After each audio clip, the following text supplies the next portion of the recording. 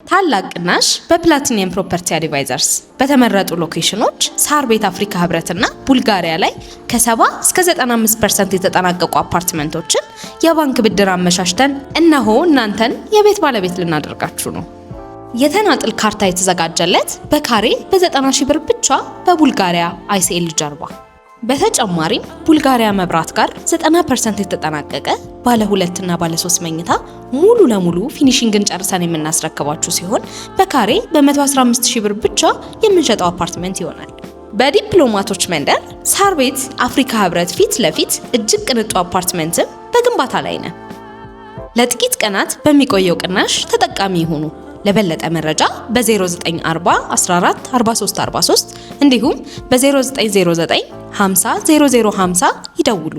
ፕላቲኒየም ፕሮፐርቲ አድቫይዘርስ።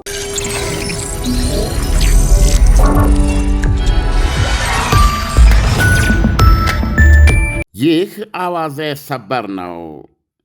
የሊባኖሱ ሄዝቦላ ሰሜናዊ እስራኤል ላይ የ100 ሚሳኤል ውርጅብኝ መተኮሱ ተሰማ። የእስራኤል አየር መከላከያ ኃይሎች የሄዝቦላን ሚሳኤሎች በአየር ላይ አፈነዳድተዋቸዋል። ይሁንና አንድ ቦታ የወደቀ ፍንጣሪ አንዲት የ35 ዓመት ሴትንና እንደዚሁም ሌላ ስፍራ ላይ በተመሳሳይ ሁኔታ አንድ የ50 ዓመት እስራኤላውያንን 2 ሰዎችን በማቁሰሉ ወደ ሆስፒታል ተወስደዋል። ይህ የሄዝቦላ የተኩስ ሩምታ እየተካሄደ እንዳለ ከኢራን የተተኮሱ ሚሳኤሎች ደግሞ ደቡባዊ እስራኤል ውስጥ ሊፈጥሩ የነበረውን ችግር በማክሸፍ የተወጣ መሆኑንና በሰው ላይ የደረሰ ምንም ጉዳት እንደሌለ አስታውቋል። በተያያዘ ዜና ይህ ጦርነት እንዴት ይቁም በሚለው ውስጥ ለውስጥ በሚደረግ ድርድር ኢራን ጦርነቱን ለማቆም የምስማማው ጠላቶቼ እስራኤልና አሜሪካ ዳግመኛ በዚህ መልክ ጥቃት እንደማያደርጉብኝ ዋስትና ከተሰጠኝ ብቻ ነው ብላለች።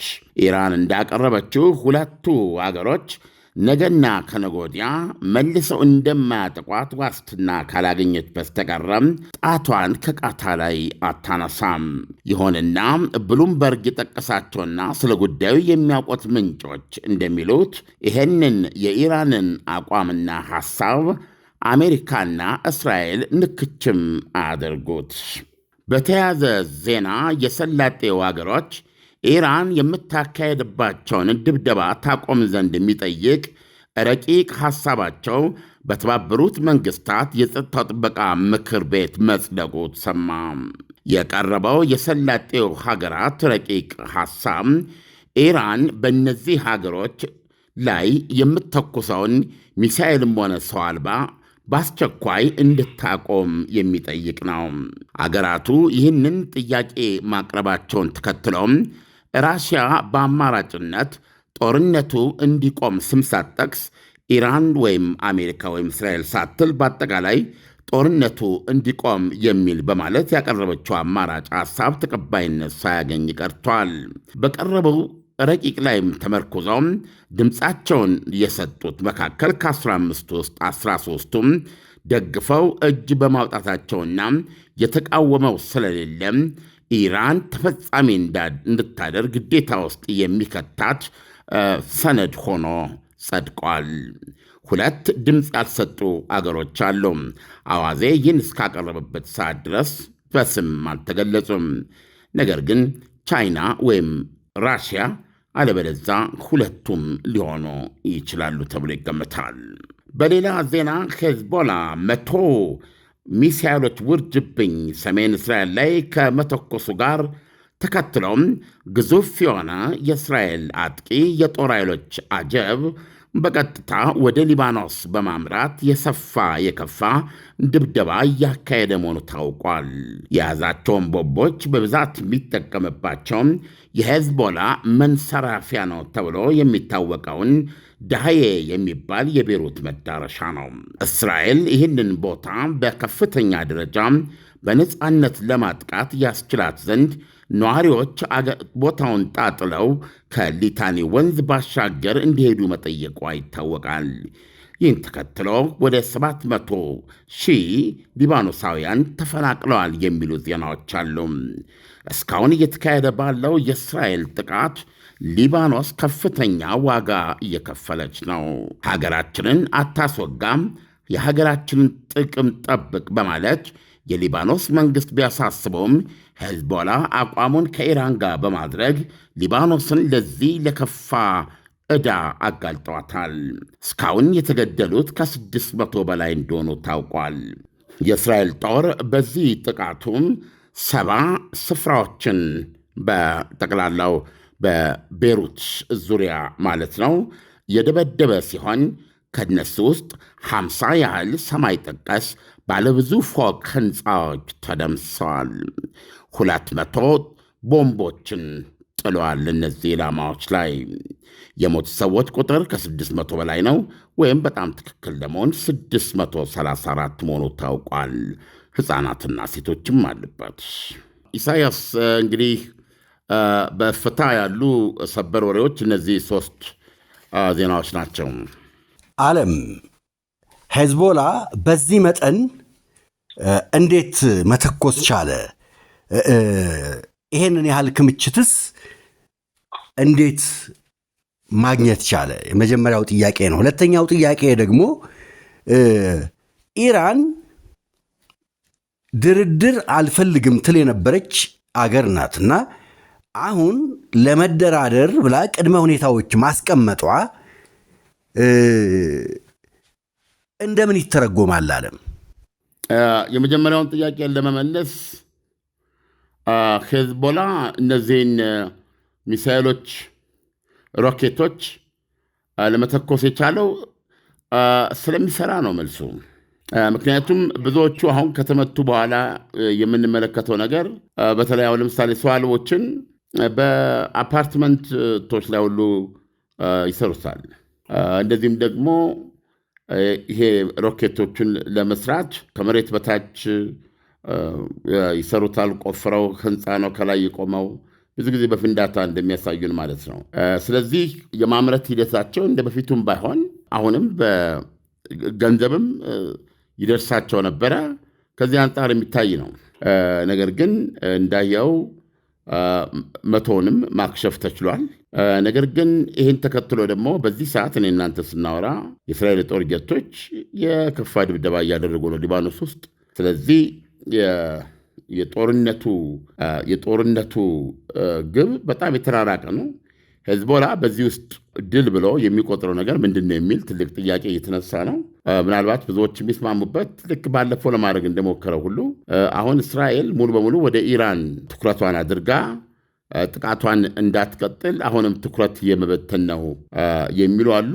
ነገር ግን አሁን በተጨባጭ እያየነ ሁኔታ በሁለቱም ግንባሮች ያለ ችግር እየተዋጉ ነው የሚገኘው። የእስራኤል የጦር ጀቶች በነገራችን ላይ በተመሳሳይ ሁኔታ ኢራን ላይ እየደበደቡ ነው። አሁን አንዴ ብቻ አይደለም፣ 2 3 ነው የሚደበድቡት ኢሳያስ። ስለዚህ ዞሮ ዞሮ ሄዝቦላ ይህን ማድረጉ ዛሬ እንደውም በሰፊው የተጠበቀው ራሷ ኢራንም ከፍተኛ ቁጥር ያለው ሚሳኤል ከሄዝቦላም ከፍተኛ ቁጥር ያለው ሮኬት በኩል ሰዓት እስራኤል ላይ ያዘንባሉ የሚል ነበረ። ይህም ዜና ትልቅ ዜና ሆኖ ቆይቷል። የእስራኤል ጦር ደግሞ ይህን ወሬ ምክንያት አድርጎ ለእስራኤላውያን ለነዋሪዎች የተለየ ጥብቅ የሚባል ወይም የሁኔታውን አደገኛነት ግምት ውስጥ የወሰደ ተጨማሪ ማስጠንቀቂያ መስጠት እንዳላስፈለገው ገልጾ ነበረ። በተግባር የታየው ከልክ በላይ ያልተጠበቀ ተኩስ ያደረገው ሄዝቦላ ነው። በሰማው መልክ አንዲት የ35 ዓመት ሴትና አንድ የ50 ዓመት ሰው ቆስሏል በፍንጣሪ። በዚሁ ተጠቃሏል ማለት ነው። ኢራንም ተኩሳው የነበረው ደቡብ እስራኤል ላይ በሰው ላይ ያስከተለው ምንም አይነት ጉዳት ሳይኖር እንዲሁም በንብረት ላይ በዚህ መልኩ ተጠናቋል። እና የመጀመሪያው ጥያቄህን አይ ቲንክ የመለስኩ። ሁለተኛው ጥያቄ ኢራን ከአሁን ቀደም ምንም አይነት ድርድር የለም የሚል ሀሳብ ነበረ የነበራትና አሁን ቅድመ ሁኔታዎች አስቀመጠች። ይሄ ከምን የመነጨ ሊሆን ይችላል? ኢራን ከበፊትም የምትለው ይሄ ነው። ጦርነቱ ከተጫረ ጦርነቱን እንግዲህ አደርጋለሁ ብለው የተናገሩት ዶናልድ ትራምፕ ወይም አሜሪካ ነች። በዛ ጊዜ ውስጥ ሁሉ እስራኤል እኔ እርምጃ ወስዳለሁ አላለችም ነበር። ነገር ግን ኢራኖች ያሉት አሜሪካ አንድ ጥቃት ብታደርግ በቀጥታ እስራኤልም ጭምር እንደሚያጠቁ በሰላጤው ሀገር ውስጥ የሚገኙ የአሜሪካ የጦር ሰፈሮችና ሌሎች ኢላማዎችን እንደሚመቱ፣ የሆርሙዝ ሰርጥን እንደሚዘጉ ኢራኖች ተናግረዋል። እና ጦርነቱም ማራቶን ጦርነት እንደሚሆንና ዓላማውም በዚህ ጦርነት ምክንያት ኢራን ዳግም የማትጠቃበትን ዲተረንስ መበገሪያ መፍጠር እንደሆነ ገልጸዋል።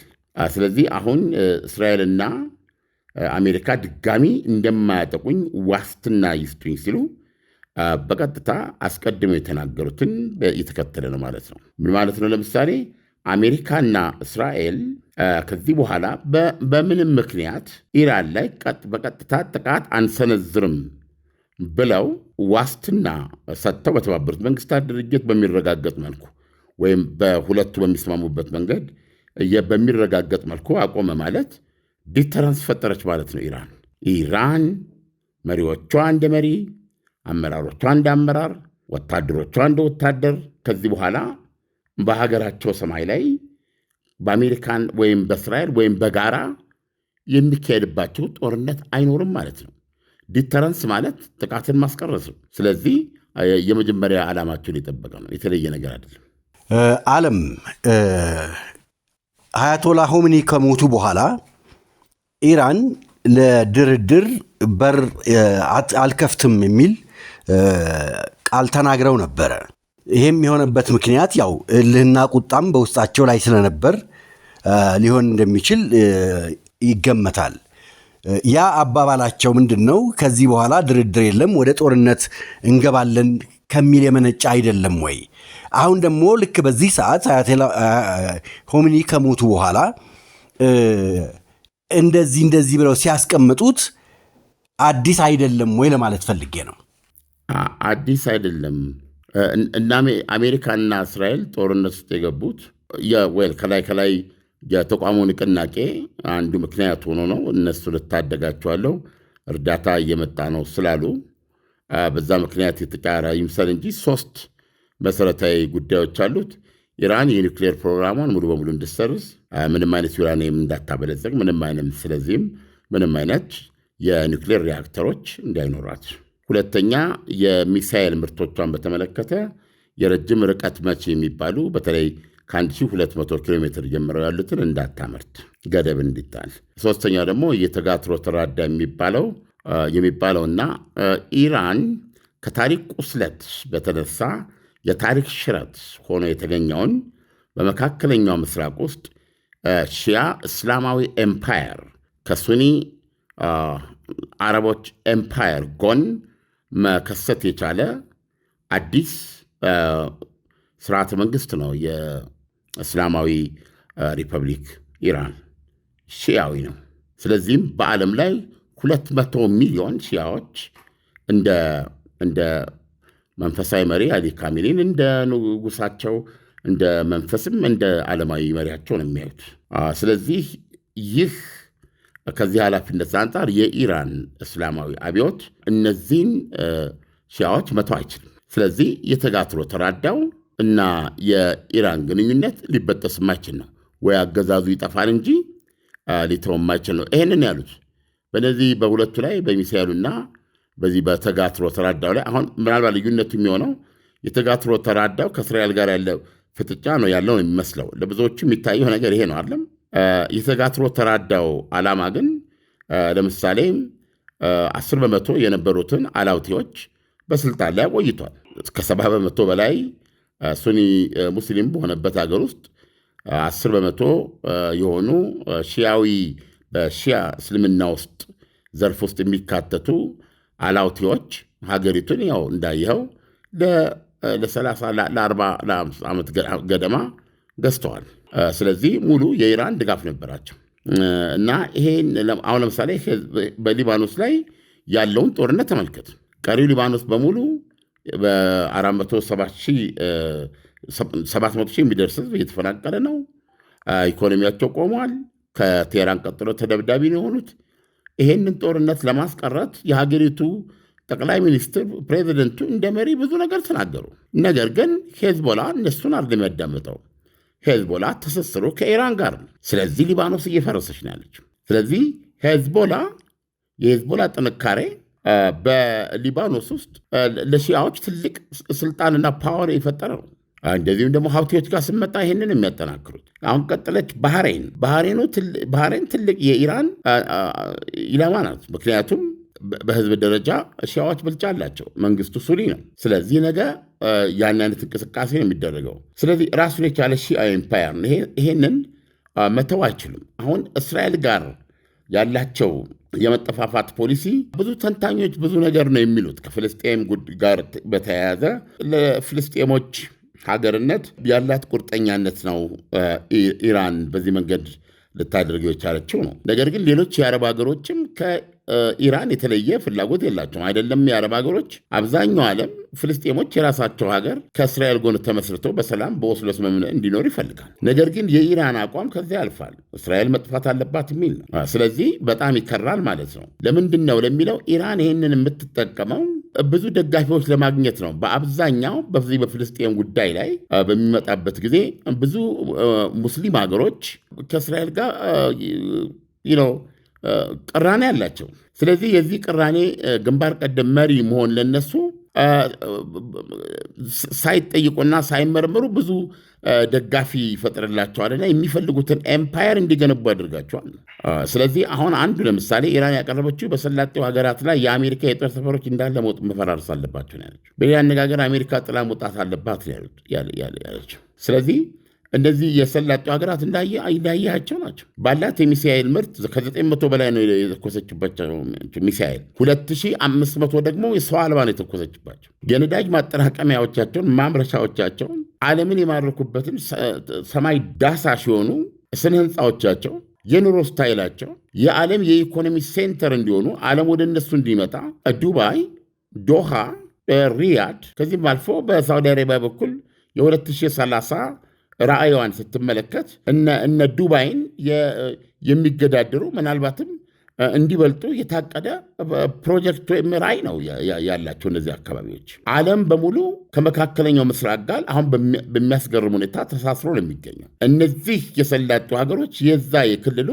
የመረጋጋት ምንጭ ናቸው። አሁን ግን አንድ ኢራን ታጋች አድርጋ ይዛቸዋል። ስለዚህም ሆርሙዝ ሰርጥን ከመዝጋት ጋር እንዳይላክ የታገደው የሚነሱ ዘይት ነው። እንዳያመርቱም ችግር የገጠማቸው እነሱ ናቸው። ማጠራቀሚያዎቻቸውና ማጣሪያዎቻቸው እየተመቻሉ እነሱ ናቸው። ስለዚህ አሁን በተባበሩት መንግስታት የጠቅላላ ምንድነው የሴኩሪቲ ካውንስል አስገብተው ኢራን እንድታቆም ለዓለም ጥያቄ አቅርበዋል። ዓለምም ይህን ተቀብሏቸዋል። አየህ፣ የጸጥታው ጥበቃ ምክር ቤት ይህን ከወሰነ በኋላ ሀገራት ኃላፊነት አለባቸው። ወታደራዊ እርምጃ መውሰድ ካስፈለገ ዓለምን የሚወስድባት ኢራን ላይ። ስለዚህ ኢራን ይሄ እንዳይሆን ይሄ ውሳኔ እንዳይጸድቅ ብዙ ማሳሰቢያ ሰጥታ ነበረ፣ አልሆነም። ስለዚህ የምታየው ራሳቸው የሰላጤው መንግስታት ኢራንን በእጅጉ ነው የሚፈሩት። ለዚህ ነው አንዳንድ ጊዜ ለማስረዳት በጣም አስቸጋሪ ነው እና ኢንፎርምድ መሆን አለባችሁ ሰዎች። በኢራቅ ጦርነት ወቅት ኦኬ፣ አሁን እስራኤልና ኢራን ሲዋጉ ኦኬ፣ ግልጽ የሆነ ልዩነት አላቸው እነዚህ ወር ከአሜሪካ ጋር። በኢራቅና ኢራን ጦርነት ጊዜ በሁለቱ አገራት መካከል ምን ልዩነት ስለነበር ነው በዛን ጊዜ ሳውዲ አረቢያን ይዘ ኩዌትን ይዘ ኤኒ የሰላጤው ሀገርን ጠቅላላ ይዘህ ከሳዳም ሁሴን ጀርባ ነበሩ። $30 ቢሊዮን ነው ለኢራቅ የሰጧት። ኳይ አየህ፣ ትልቁ ጥያቄ ያለው እዚህ ውስጥ ነው አይደል?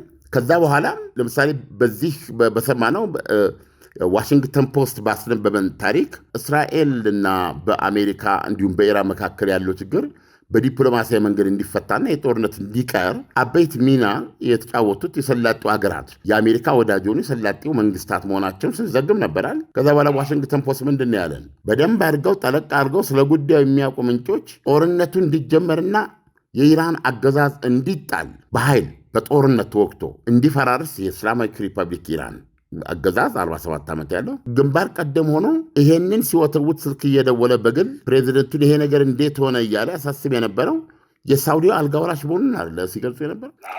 ምን ማለት ነው?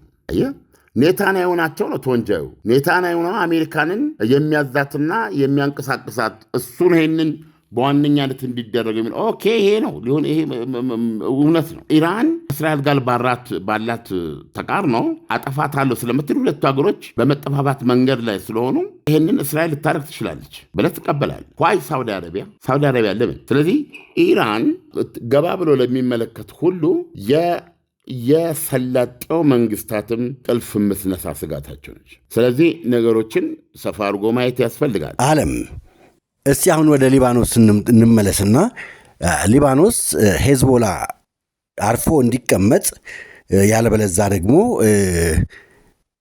አስፈላጊውን እርምጃ ወስዳለሁ ብሎ ነበርና አሁን እንግዲህ 100 ያክል ሚሳኤሎች ሲተኩስ የሊባኖስ መንግስት ምን አይነት እርምጃ ወስዷል? የሊባኖስ መንግስት ሄዝቦላን ምንም ሊያደርገው አይችልም ነው በእስራኤል በኩል ያለው ድምዳሜ። ምክንያቱም መንግስት ማስጠንቀቂያ አግዶታል በይፋ ሄዝቦላን። የሊባኖስ መንግስት እንደ መንግስት ሄዝቦላን ምንም አይነት ወታደራዊ እንቅስቃሴ እንዳያደርግ አግዶታል። ከዚህ ጋር ማያይዞ የሊባኖስ ጦር የሊባኖስ አርሚ በእንደዚህ አይነት ወታደራዊና የደህንነት እንቅስቃሴዎች ላይ ሄዝቦላ የሚያደርገውን እንቅስቃሴ ለማስቆም ለመክታት እርምጃ እንዲወስድ አዟል። ነገር ግን አቅም የለውም። አቅም ስለሌለው ሄዝቦላን ማገድ አልቻሉም። ስለዚህ ሄዝቦላ ከተለያዩ ቦታ ለምሳሌ ዛሬ ተኮሳቸው 100 ሚሳኤሎች አሉ። ከተለያዩ ቦታዎች ሆነው የተኮሳቸው ናቸው። መተኮሳዎቹ ይቀላል። ለምሳሌ የጦር ጀቶች ሄደዋል። ከነዚህ ውስጥ ከተተኮሱት ውስጥ ምናልባት ገሚሶቹ ተኳሾች ሊያገኟቸው ሊያወድሟቸው እስከነ መተኮሻው ይችላሉ። ጥያቄው ይሄ አይደለም። ርዕዮተ ዓለማቸው መስዋዕትነትን ይቀበላል። ሲዋጉም በጽናት ነው፣ ሲሞቱም ወደ ጽድቅ ነው። በዚህ ርዕዮተ ዓለም ውስጥ ያሉና ከቴህራን ጋር የተሳሰሩ ናቸው። ከዛ ውጭ ስለሚደርሰው ዓለማዊ ውድመት፣ ዓለማዊ ኪሳራ ግድ የላቸው። ያ ባይሆን ኖሮ ሊባኖሳዊነት የሚሰማቸው ቢሆን ኖሮ 634 ሊባኖሳውያን ናቸው። ለምን ሱኒ ሺአ ብሎ ልዩነት የለም። ማናቸው የሚሆኑ ሊባኖሳውያን ናቸው፣ ሰላማዊ ሰዎች ናቸው። በዚህ በጦርነት ምክንያት በህዝብ ውስጥ ስለሚንቀሳቀስ እሱ ይሞታሉ። ትምህርት ቤቶች ዘግተዋል፣ ስራ የለም። ከ50 በላይ ሰማይ ጠቀስ ህንፃዎች ወድመዋል። ምክንያቱም እነዚህም እስራኤል እንደምታቀርበው ለተለያየ ተልእኮ ትምህርት ቤቶች እንደዚህ ነው ለዚህ ጥቅም የሚውሉት። ስለዚህ ሊባኖስ እንደ ሀገር አሁን እየፈረሰች ነው። ለምንድን ነው ይሄ የማይታያቸው? ለምንድን ነው የማትወጋቸው ብትል ከአንተ የበለጠ ታጥቀዋል። በሊባኖስ አቅም ሳይሆን የሚኖሩት በኢራን አቅም ነው የሚኖሩት። ኢራን እኮ ማዕቀቡ ተደራርቦ ነው። ማዕቀቡ እንደሌለ ብትቆጠር በየቀኑ እኮ በ100 ሚሊዮን ዶላር የሚቆጠር ገንዘብ ማስገባት የምትችል ሀገር ናት። አየህ። ስለዚህ ትልቁ ያለው እውነታ ይሄ ነው። ስለዚህ አሁን ሊባኖስ ታጋች ነች ማለት ነው። ሊባኖስ የሄዝቦላ ታጋች ነች እና ይሄንን ነው አሁን ኢራኖች ይሄንን የተጋትሮ ተራዳ ማጣት አይፈልጉም። ይበልጥ እያስፋፉ የሚሄዱት አክሲስ ነው የሚሆነው። የት ይደርሳል? በዓለም ላይ ቅድም ነገርኩ 200 ሚሊዮን ሺዓ ሙስሊሞች አሉ እና ይሄ ነው እውነታው።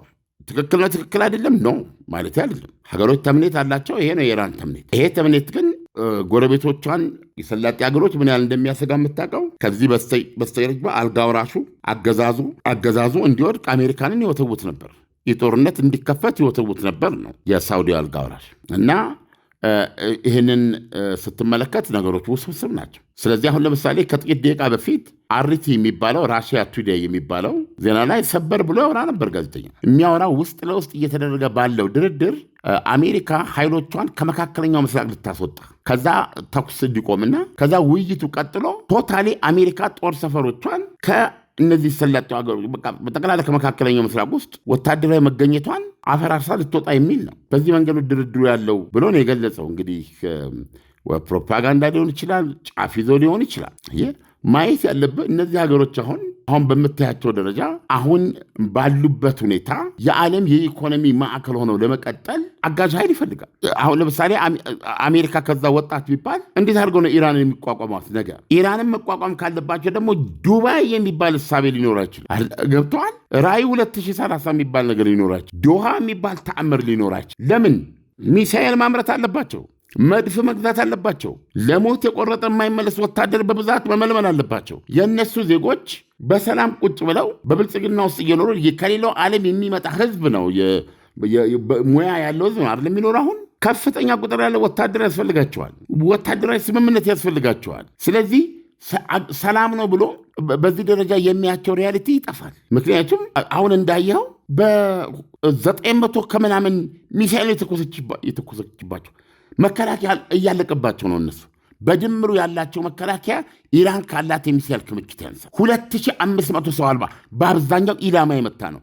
የዚህ የኩዌቱን እኮ ሲነግሩ የአሜሪካ ወታደሮች በቀጥታ ነው የተመቱት። 30 እኮ ሆስፒታል ይገኛሉ። በተለይ በጭንቅላት መቁሰል በተለያየ ከባድ እንትን እያየው እኮ ነው አይደል እንዴ?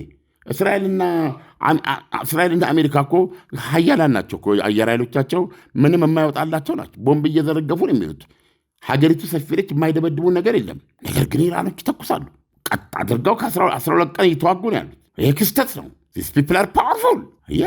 አሁን ዋናው ተልኳችንስ ምንድን ነው? ትልቋ ሰይጣንን እኮ ከክልሉ ማስወጣት ነበረ።